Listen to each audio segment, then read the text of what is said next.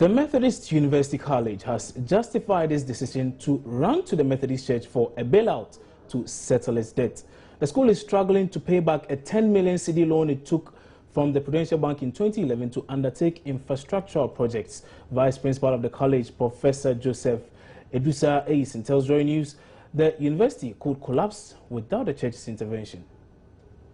Vice Principal of the Methodist University College, Professor Joseph Edusa Eisen, explains a decision by the National Accreditation Board to force the school to cut down on its student population has made it impossible for it to repay the debt on its own.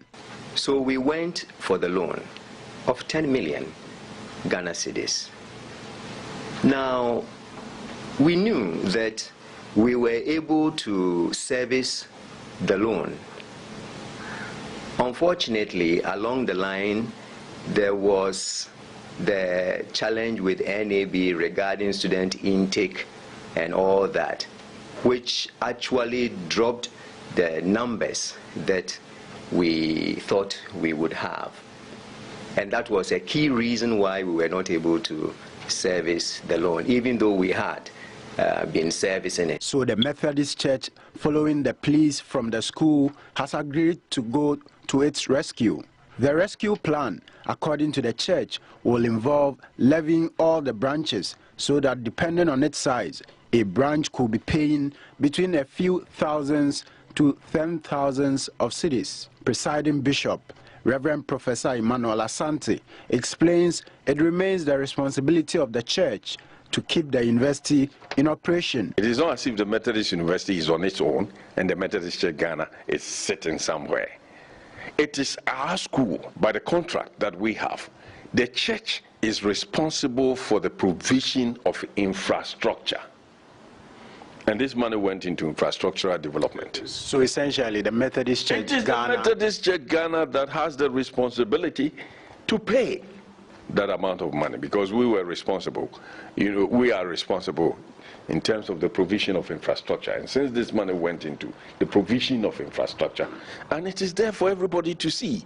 While some members are expressing disquiet over the decision, others are supportive of it. People from the local churches, we don't get any privileges from the school. We come and pay the same school fees as others pay. We are just normal people in the school. So if that is the case, then why should we help you pay your loan or whatever it is? We don't care about it. They should find ways and means of paying their own thing, because we don't get anything out of it. But what the church is saying is that the school is for you, is for Methodists. I pay my fees 100% like any other person, a normal person that comes to Methodist University. I don't get any percentage off, so I'll pay this. I don't think I'll even give a peswa to help them do anything in the school. I think it's our school, and we have to help them. So as for this place, we have paid ours. So I think we should help. But presiding Bishop of the Methodist Church, Reverend Professor Emmanuel Asante, is urging members of the church to support the move. Residents of Wassa Japa in the Wassa-Menfi East District of the Western Region are facing basic infrastructure challenges and are in dire need of government support. The community does not have a functioning health facility, while sanitation is another major concern. For years, residents of Wassa Japa have to travel to adjoining communities to access healthcare because the only health facility in the community is not adequately resourced to cater for all their health needs. This one-room structure here is what residents refer to as their hospital. Here, service rendered is limited to only consultations, which is being handled by a community health nurse. There are no drugs to cater for the TB, malaria and maternal health cases reported to the facility daily. We just have only one room for every activity. For instance, when someone comes here for consulting, we have to sit here and do everything, injection, everything.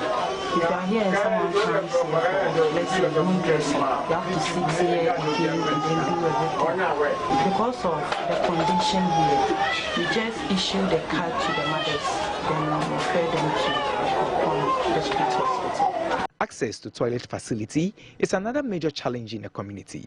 Community folks tell us it is difficult to use the toilet at night since there are no lights and the heat from the place is also unbearable. The situation has resulted in residents opting for open defecation when attending to nature's call. This is the only public toilet used by residents in this town. Even with this, there is no light and the place is filled with heat. It is a very disturbing experience. Sanitation in the community is another major issue facing residents. There are no designated refuse dump sites in the community, thus forcing them to openly litter. The situation, according to opinion leaders in the community, has resulted in an increase in malaria and cholera cases. They are thus appealing to governments to quickly come to their aid to help solve the challenges in the community. For the point we are getting to, we need support from the outside community, that we need people to come and help us. We need people to come and invest, not only in the health sector, we need people to come and invest in our education sector. You can see the size of our community, and we lack a second cycle institution. Even if it is a technical institution, a vocational institution, it helps people to get trained. Apart from just leaving them after the GHS, they wonder about if they are unable to go to secondary school somewhere, they are left like that. We are crying to people that for those who invest in private secondary schools, they can come. This is our community, and we are ready to welcome them to also help invest, especially in our education in this community. Ghana risks losing its vital workforce to poor food handling. That's according to a nutritionist, Dr. David Amankwa. The poor handling of food, he says, can be blamed primarily on the use of unwholesome water in irrigation. Market women who display their wares anywhere and anyhow also add to the risk of food contamination. Unsafe food, according to the World Health Organization, poses a global threat to humans. Over 200 diseases are caused by unsafe food containing harmful bacteria and parasites. 2 million deaths are caused by contaminated food or drinking water every year. This is why the World Health Organization has dedicated this year's edition of World Health Day to stamping out the threat posed by unsafe foods. This is where it all starts. Food that end up on our plates on a daily basis starts the journey from here. And as the world celebrates World Health Day today with the theme From Farm to Plate, the question we are asking is, how safe is the food that you eat? Farmers have to dedicate much time and hard work to grow the foodstuffs that end up on our markets. Unfortunately, some farmers use unwholesome water to irrigate their farms. Joshua is one such farmer and seems not to have any qualms using contaminated water to irrigate the farm produce. It's the water you use to irrigate safe water? Oh yes, it's safe water. Okay. Market women feature prominently in the chain from the farm to the plate, but sadly enough, they do not play their part in ensuring food safety, as the foodstuffs are showcased on the floor close to choked drain. Daniel, a yam seller at Agboboloshi Market, tells me showcasing the produce on the floor attracts buyers. You think it is safe? There is no problems with it? There is no problem if it is on the ground. If I should put it on a sale, people will know what? People will not like to come and buy. Okay. So if I put it here, everybody passes to see it. Okay. So they come to buy. Dr. David Amankwa, a nutritionist, has condemned this long-standing tradition among Ghanaian market women. He says the habit poses serious threat to consumers. The fact that most of our foods we sell, the yam, the cassava, the plantain, cocoyam and stuff, are already in a kind of a covering. I think the hygiene within those areas is pretty poor, and if you put the food stuff on the ground, you could pick up pathogens or disease-forming microbes, for which whoever is buying it may not be aware and may take it home, and thereby gradually introducing disease. He also warns of dire consequences if the nation continues to handle food poorly. I'm predicting probably in the next 10 years the country might lose, and this is my prediction, we might lose probably a reasonable amount of what I call vital workforce.